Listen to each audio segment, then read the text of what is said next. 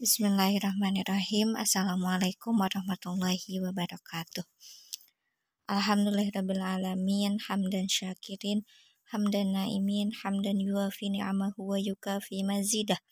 Ya Rabbana lakal hamdu kama yanbaghi li jalali wajhikal karim wa azimi sultanik. Alhamdulillahirrabbilalamin. Hari ini kita bertemu kembali dengan mata pelajaran Sejarah Kebudayaan Islam. Materi yang akan kita bahas hari ini yaitu tentang perkembangan Islam di Indonesia. Sebelum masuk ke materi, adapun tujuan pembelajaran dari materi ini yaitu yang pertama, peserta didik mampu menghubungkan situasi dan kondisi pra-Islam dengan proses Islamisasi di Indonesia. 2. Peserta didik mampu mengklasifikasi jalur masuk Islam ke Indonesia. 3. Peserta didik mampu memetakan strategi dakwah dalam proses Islamisasi di Indonesia. 4. Peserta didik mampu membuat skema fase penyebaran Islam di Indonesia. Dan yang kelima, peserta didik mampu mengidentifikasi hikmah keteladanan dari semangat dakwah Islam dengan cara damai. Nah, setelah mempelajari materi ini, peserta didik diharapkan mampu memenuhi kelima tujuan pembelajaran tersebut. Mari kita masuk ke materi selanjutnya.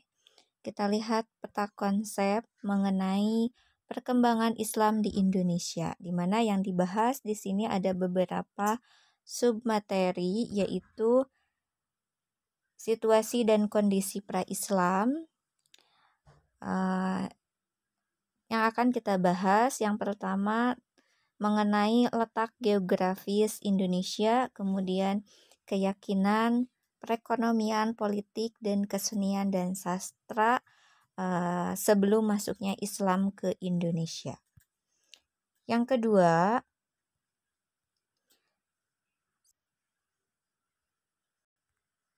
jalur masuk Islam ke Indonesia, di mana ada beberapa jalur, di antaranya menurut teori Gujarat, kemudian teori Arab, teori Persia, dan teori Cina. Yang ketiga, strategi dakwah yang dilakukan melalui beberapa jalur, di antaranya melalui perdagangan, perkawinan, politik, pendidikan, kesenian, dan tasawuf. Yang keempat, fase penyebaran Islam di Indonesia terbagi menjadi 3 fase. Yang pertama, fase kehadiran pedagang Muslim. Kedua, fase terbentuknya kerajaan Islam. Dan yang ketiga, fase pelembagaan Islam.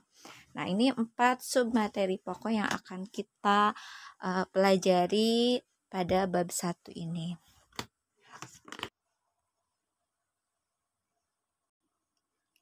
A. Situasi dan kondisi sebelum kedatangan Islam, atau situasi dan kondisi pra-Islam. Nah, berikut gambaran situasi dan kondisi wilayah Indonesia sebelum kedatangan agama Islam. Antara lain yang pertama dilihat dari letak geografisnya. Berdasarkan letak geografisnya, Indonesia ini berada di daerah Khatulistiwa, di mana terletak 5 derajat 54 lintang utara sampai dengan 11 derajat lintang selatan dan 95 derajat 01 bujur timur sampai 141 derajat 02 bujur timur. Indonesia beriklim tropis dengan curah hujan tinggi dan merupakan wilayah kepulauan di mana berfungsi sebagai penghubung jalur perdagangan daratan Asia. Nah, Indonesia yang beriklim tropis ini memiliki 2 musim, yaitu musim kemarau dan musim penghujan dengan waktu yang berbeda-beda pada tiap wilayah. Nah, keberadaan 2 musim ini memberikan pengaruh yang kompleks pada berbagai aspek kehidupan penduduk. di mana pertanian, pelayaran, dan perdagangan erat hubungannya dengan Muslim. Nah, kaitannya dengan perdagangan tidak dapat dilepaskan dari pelayaran sebagai wilayah juga sebagai wilayah kepulauan dengan posisi sebagai penghubung jalur perdagangan daratan Asia terutama antara Cina dan India. Yang kedua, keyakinan.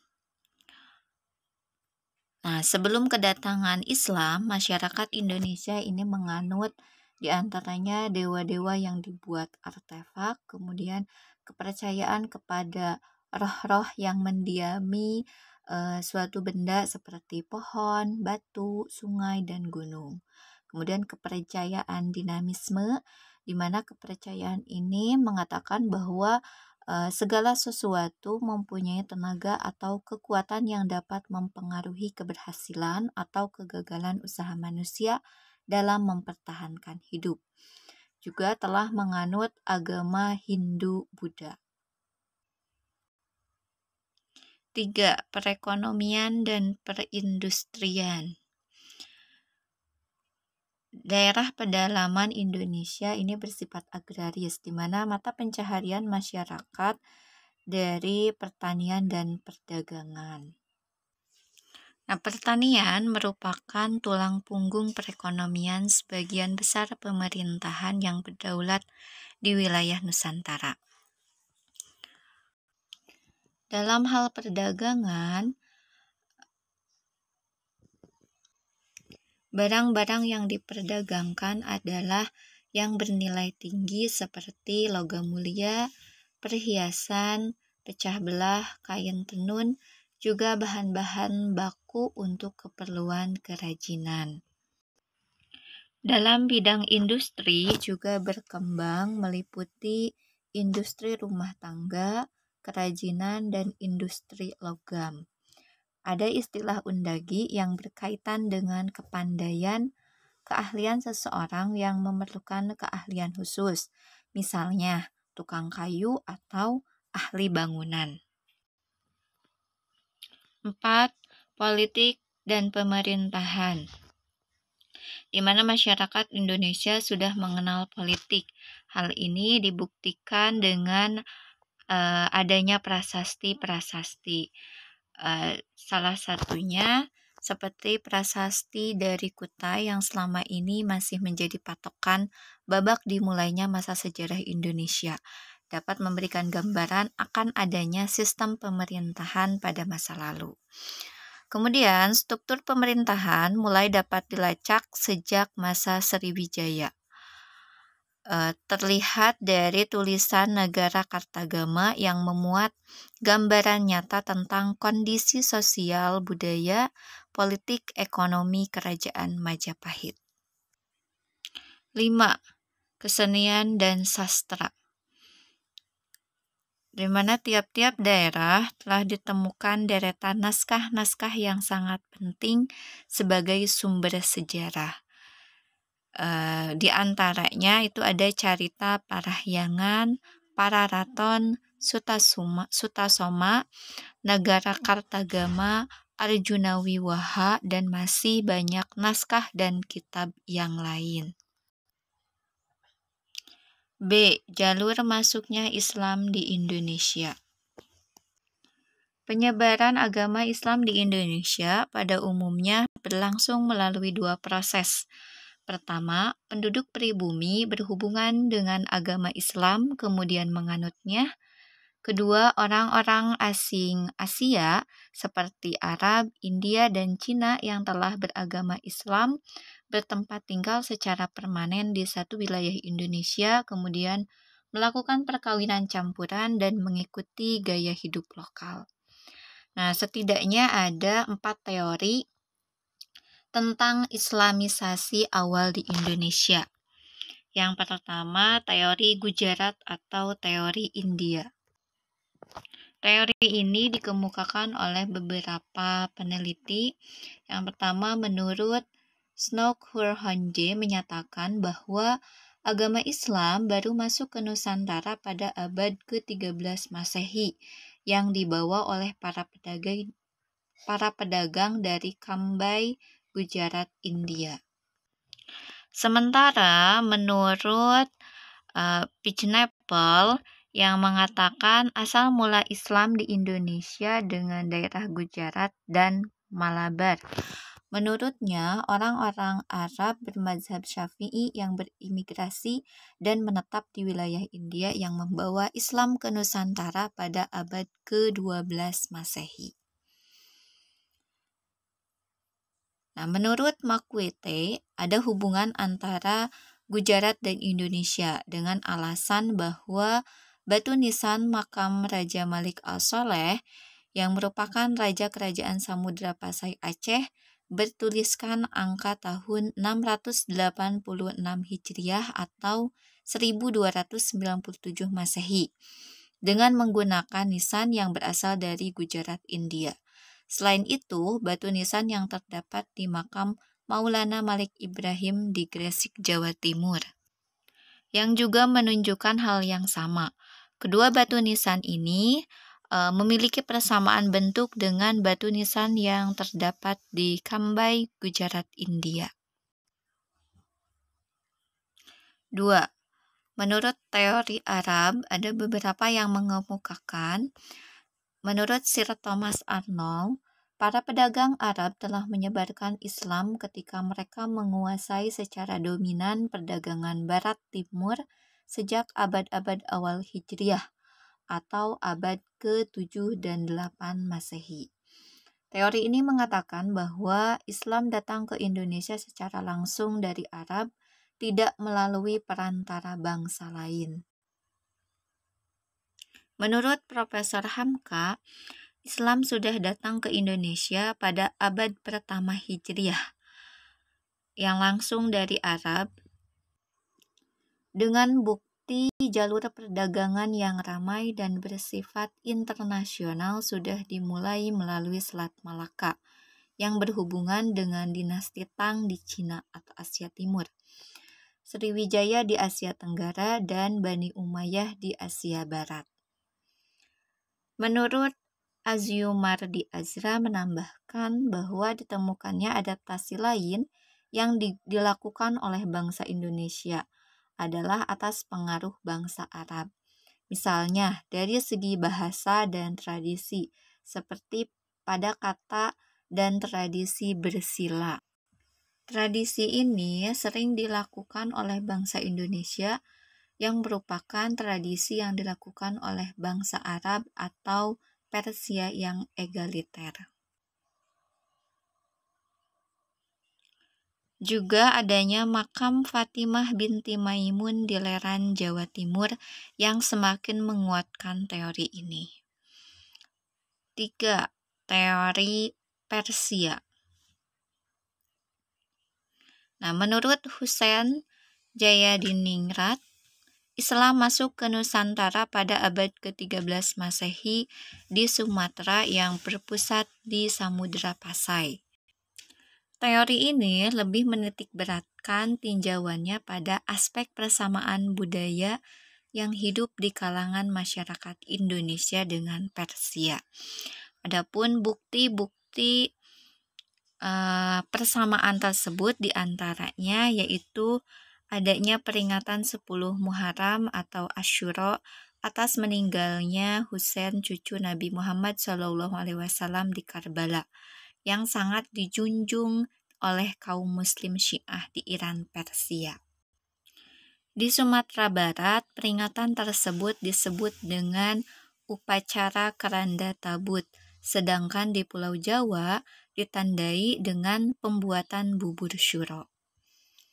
Adanya persamaan konsep ajaran Sufisme yang dianut Syekh Siti Jenar dengan Al-Hallaj, yaitu seorang sufi besar dari Persia.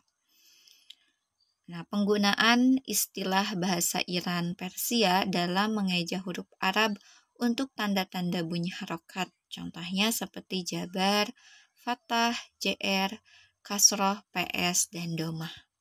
Dan adanya persamaan batu nisan Maulana Malik Ibrahim tahun 1419 Masehi di Gresik dan Malik As-Soleh 1297 Masehi di Pasai yang berasal dari Gujarat.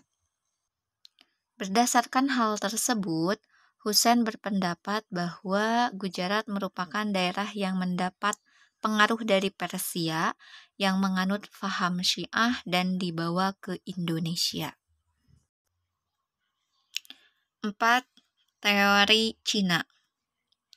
Teori ini menyatakan bahwa Islam datang ke Indonesia, yaitu Jawa dan Sumatera, berasal dari perantau Cina.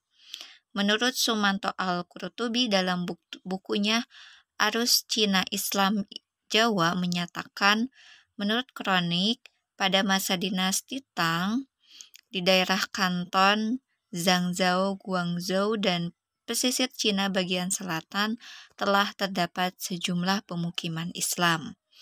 Nah, berdasarkan sejarah Banten dan Hikayat Hasanuddin, nama dan gelar-gelar Raja Demak beserta leluhurnya ditulis dengan menggunakan istilah Cina seperti Cek Kopo, Jinbun, Cek Bancun, Cunceh, serta Cucu. Nama-nama seperti Munggul dan Mucul ditafsirkan merupakan kata lain dari Mongol, sebuah wilayah di utara Cina yang berbatasan dengan Rusia. Nah, bukti-bukti lainnya adalah masjid-masjid tua yang bernilai arsitektur Tiongkok yang didirikan oleh komunitas Cina di berbagai tempat, terutama di Pulau Jawa. C. Strategi dakwah Islam di Indonesia. Terbagi menjadi beberapa strategi. Yang pertama, melalui perdagangan. Strategi dakwah Islamisasi di Indonesia ini menurut Uka Chandra Sasmita, di mana proses masuknya Islam di Indonesia adalah yang pertama melalui perdagangan.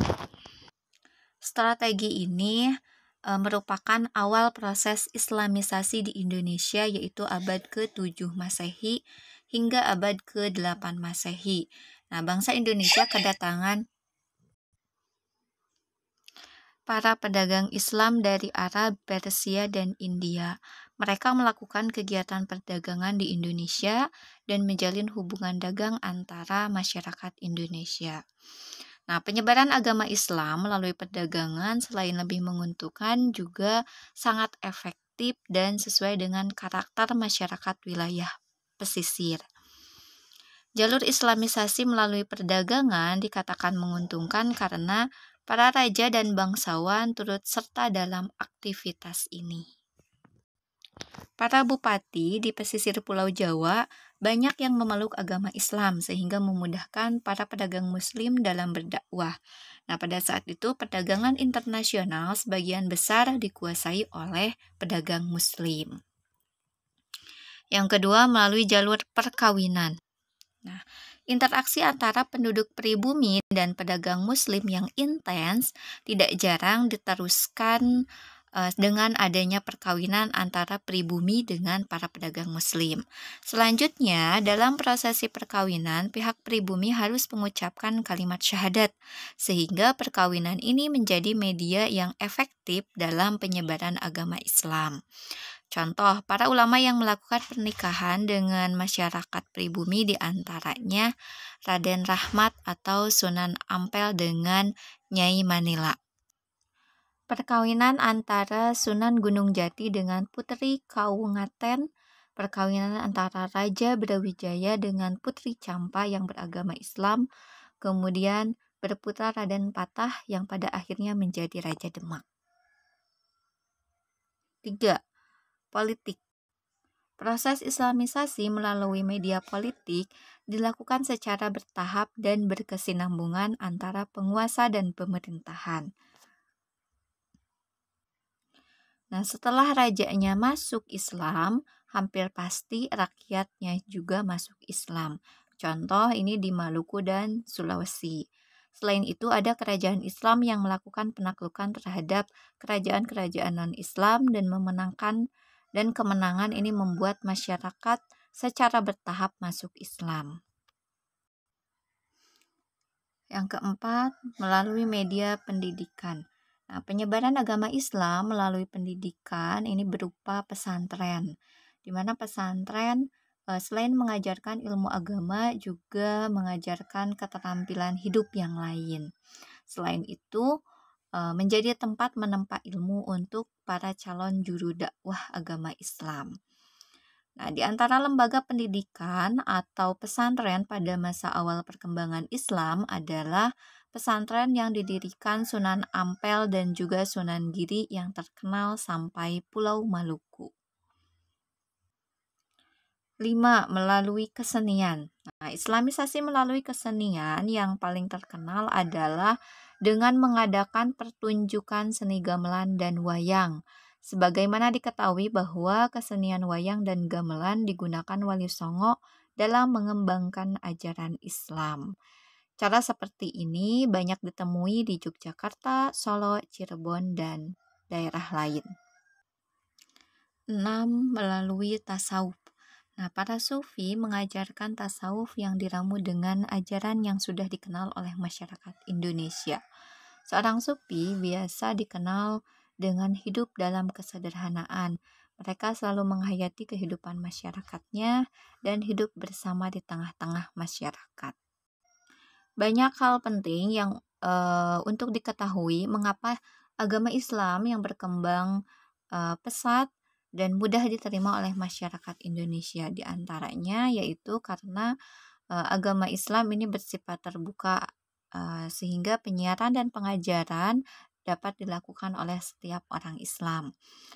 Yang kedua, penyebaran agama Islam dilakukan dengan cara damai. Kemudian yang ketiga, Islam tidak mengenal diskriminasi. Dan yang keempat, perayaan-perayaan dalam agama Islam dilakukan dengan sederhana. Yang kelima, dalam Islam dikenal adanya kewajiban mengeluarkan zakat. Ini bertujuan untuk menciptakan kesejahteraan kehidupan masyarakatnya. D. Fase penyebaran Islam di Indonesia. Yang pertama, fase kehadiran pedagang Muslim, di mana menurut Syekh Samsuddin Abu Abdillah Muhammad bin Thalib ad-Dimashqi menyatakan bahwa agama Islam masuk ke Indonesia melalui Campak atau Kamboja dan Vietnam sejak zaman Khalifah Utsman bin Affan, yakni sekitar tahun 651 Masehi atau abad 7 Hijriah. Abad ke-7. Nah, menurut versi lain menyatakan bahwa abad ke-1 sampai ke-4 Hijriah terdapat hubungan perkawinan antara pedagang Muslim dengan penduduk setempat sehingga mereka memeluk agama Islam.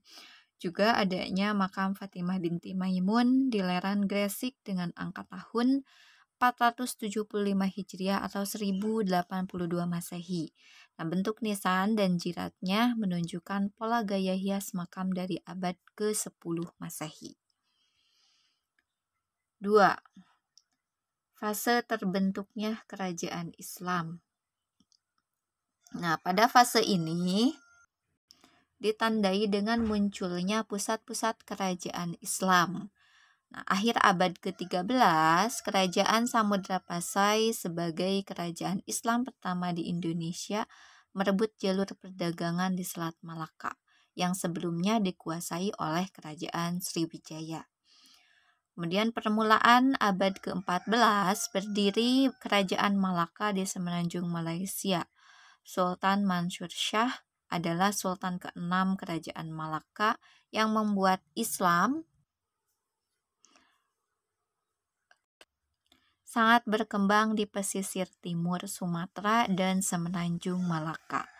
Kemudian abad ke-16 Masehi, kegiatan itu muncul sebagai kekuatan politik dengan adanya kerajaan Demak sebagai penguasa Islam pertama di Jawa yang berhasil menyerang ibu kota Majapahit.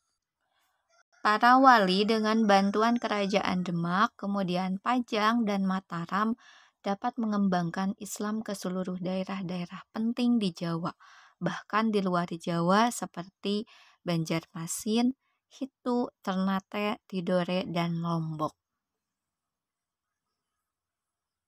3. Tahap pelembagaan Islam.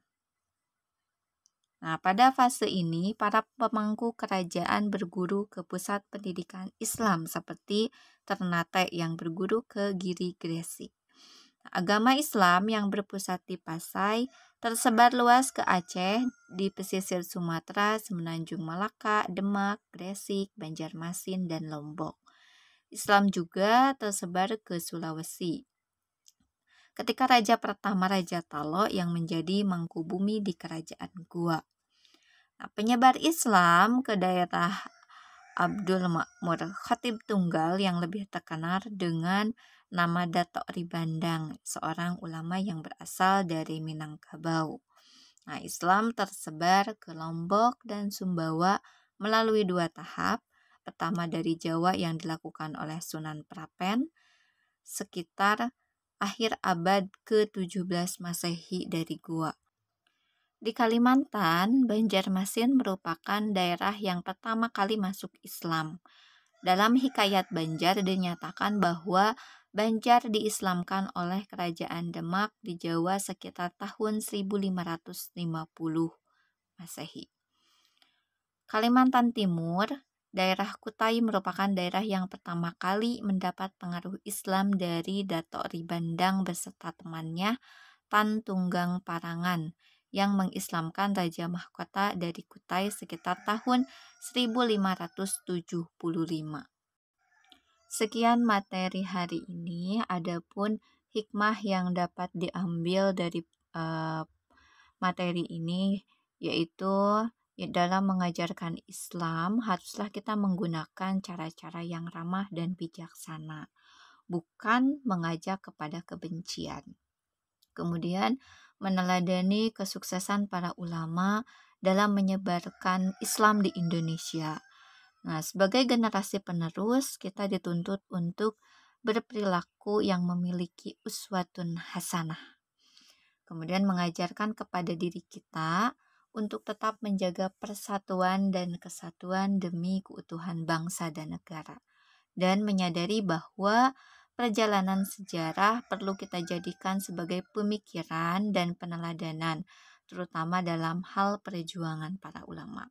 Nah, itulah beberapa hikmah yang dapat kita ambil dari pembelajaran materi hari ini. Sekian untuk materi hari ini. Mohon maaf apabila terdapat banyak salah kata baik itu dalam penulisan maupun pengucapan. Mari kita sama-sama membacakan doa kafaratul majlis. Bismillahirrahmanirrahim. Subhanakallahumma wa bihamdika asyhadu an la ilaha illa anta astaghfiruka wa atubu ilaik. Terima kasih atas perhatiannya. Wassalamualaikum warahmatullahi wabarakatuh.